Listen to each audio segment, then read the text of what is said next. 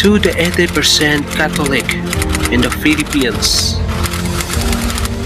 and to all the claimants. This letter of Pope Benedictus and Pope Franciscus serve as a clearance and authority of 777 Morningstar, the only sole signatory of the divine wealth, accounts, and assets.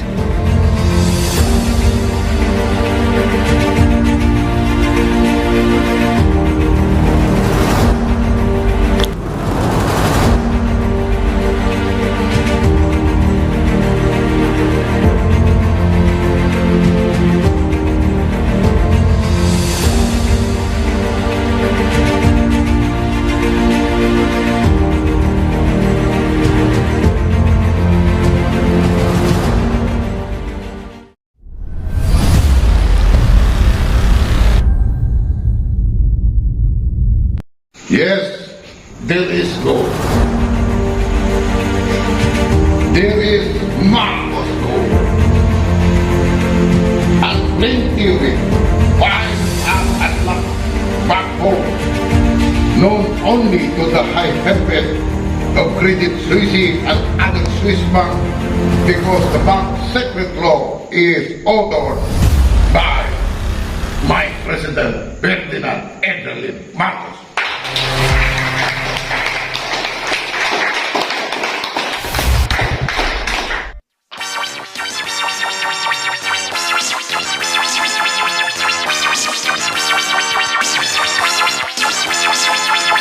Years after World War II, but what happened to all this gold?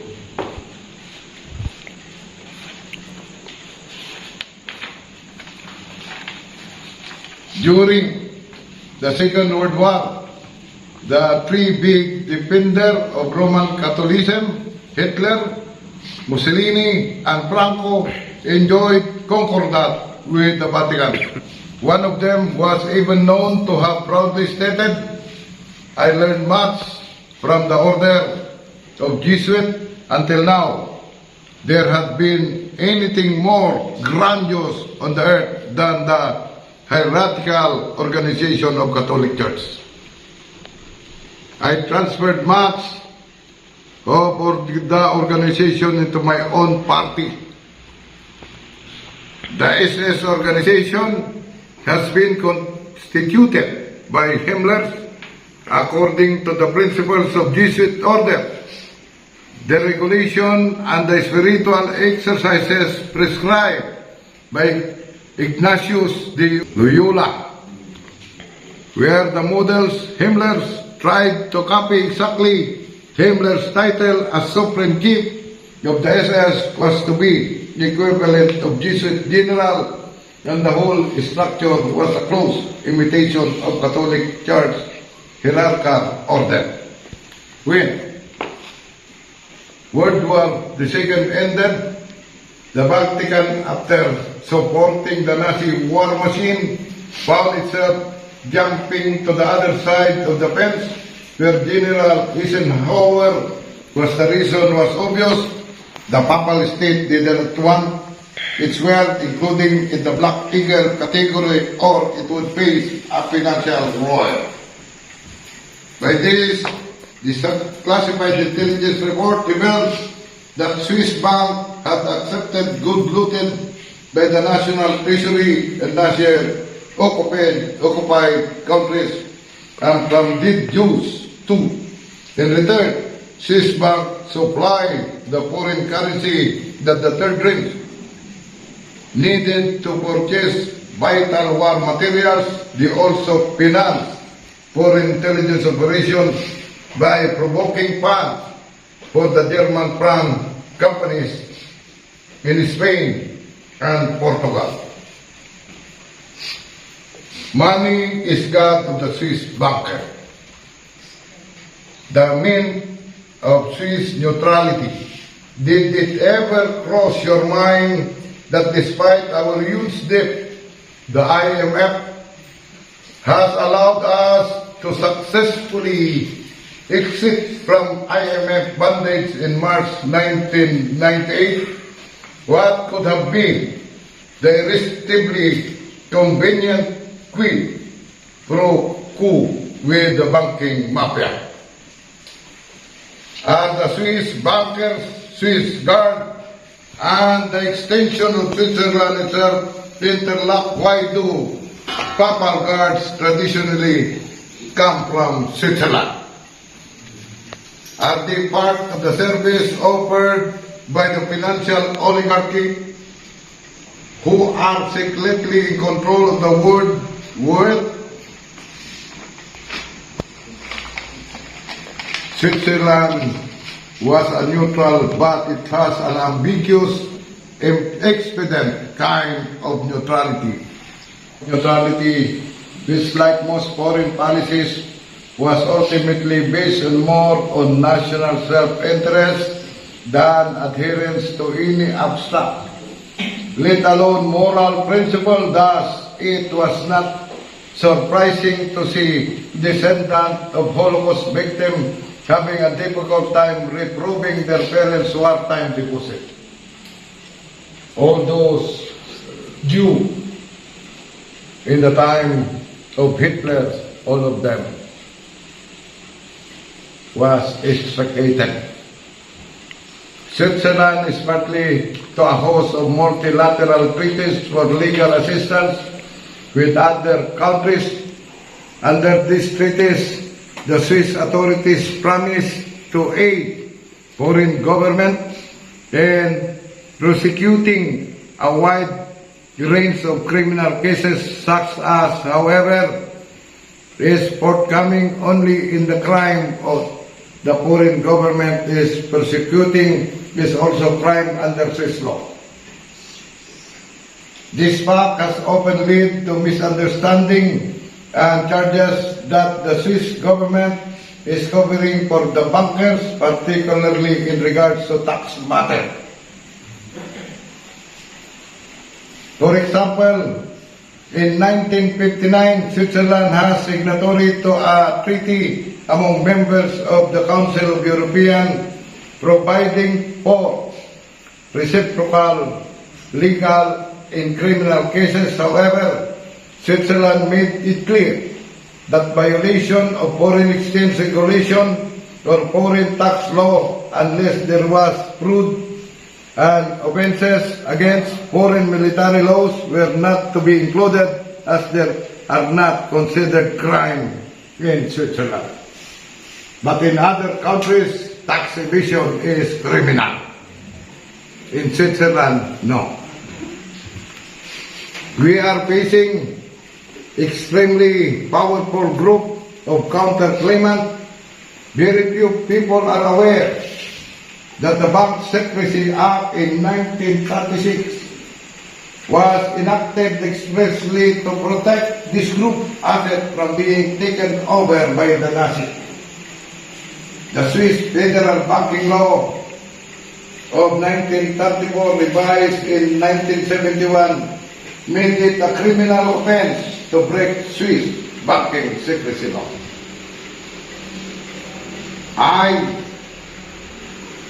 Whoever devote secret entrusted to him in his capacity as officer, employee, authorized agent, liquidator, or commissioner of the bank, as representative the banking commission officers or employee of the recognized auditing company, or whoever has become aware of such secret in his capacity, and whoever tries to induce others to violate professional secrecy shall be punished by the prison term not to be exceeded 6 months, or by a fine not exceeding Swiss francs 50,000.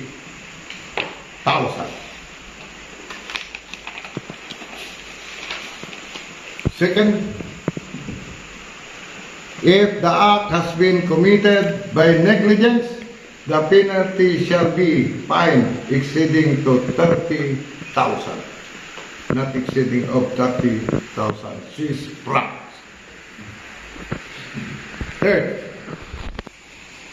The violation of provision of secrecy remains punishable even after the termination of the official or employment relation or exercise of the profession. 4.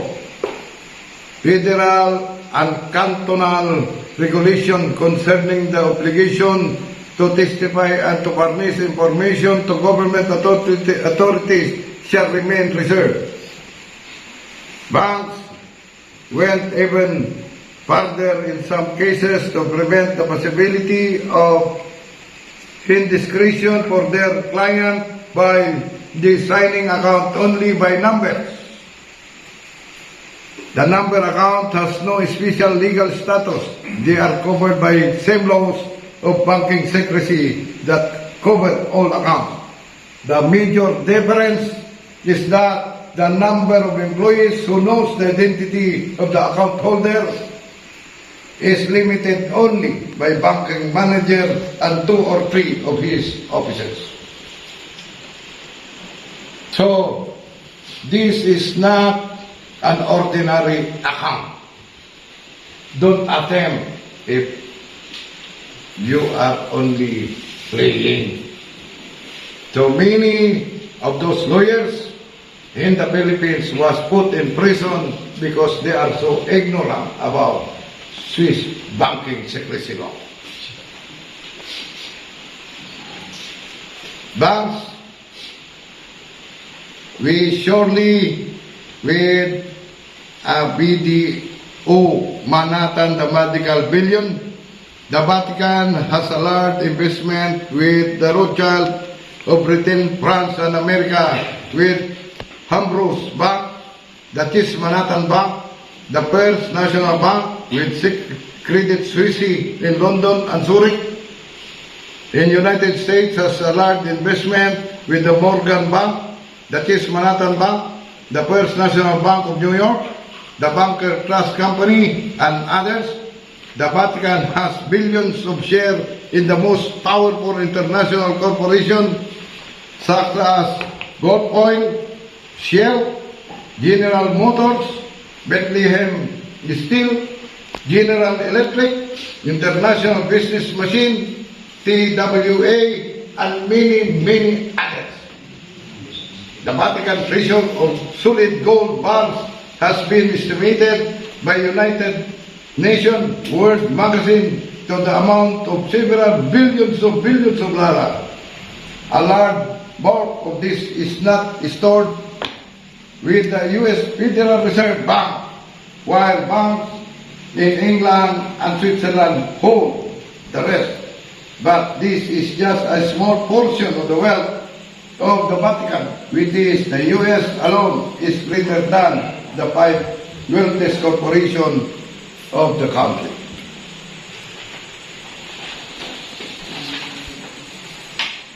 The Catholic Church is the biggest financial power, wealth accumulator, and property owner in existence. She is greater possession of material riches than any other single institution, corporation, bank, giant trust, government, or state in the whole globe. The Pope is a visible ruler of his immense amassment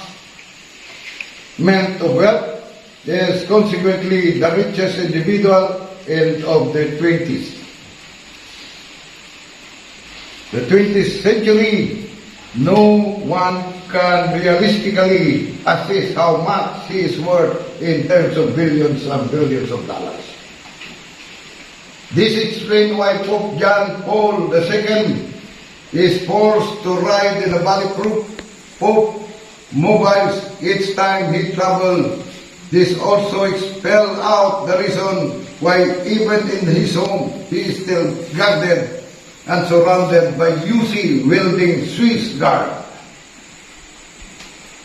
In Switzerland, tax evasion, that is the failure to declare or pay taxes, is not considered a crime. In United States, where the legal system is based on English common law, tax evasion is a crime. Swiss tax law sees it a responsibility of the taxpayer to file a proper return, the constitutional concept of a relation between the state and the Swiss citizen prohibit the government from demanding information from bank for finding undeclared asset under Swiss law. Then tax evasion is not a criminal offense and only punishable by penal tax. The same law always made it possible to trace Jewish money in flight from Germany to Switzerland, something the German regarded as an unfriendly gesture on the part of the Swiss against them. In short, nothing ever happened, neither international banking nor in geopolitics, without the knowledge of the group of financial oligarchs. These are only 13 people who control money system in every nation in this planet Earth. They control gold prices in London Exchange. The American dollar is a standard used for all the other currencies of the world. As the dollar goes, other nations are affected by it. These 13 families not only control the currencies, but also leading banks and the central bank of this nation. This is how they get everyone in debt to them. They all practice fractional reserve banking. These banks are allowed to loan up 26.1 and $20 for every $1 in reserve.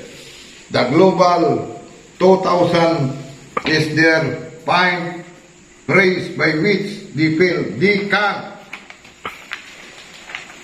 control the world. But the truth is gold is the only commodities which allow nations to escape from paper dollar, which are strictly worthless. That's the reason why I say today, those are hearing that our nation will become the greatest nation of all when you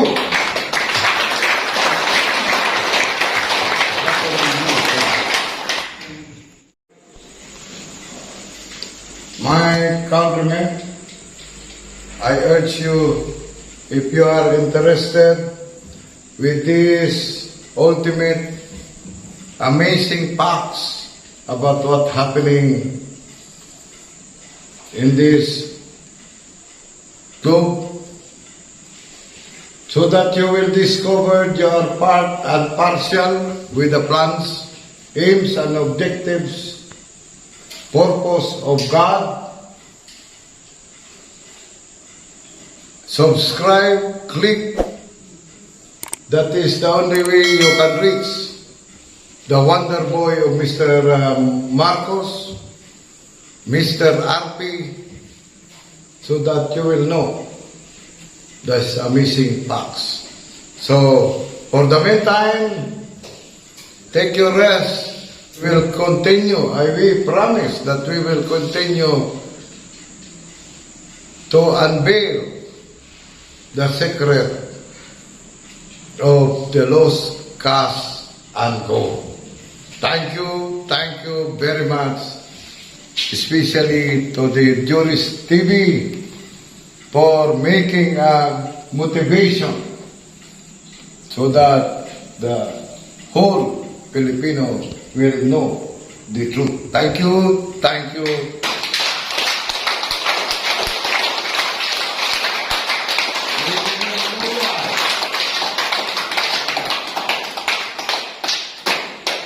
Thank you very much.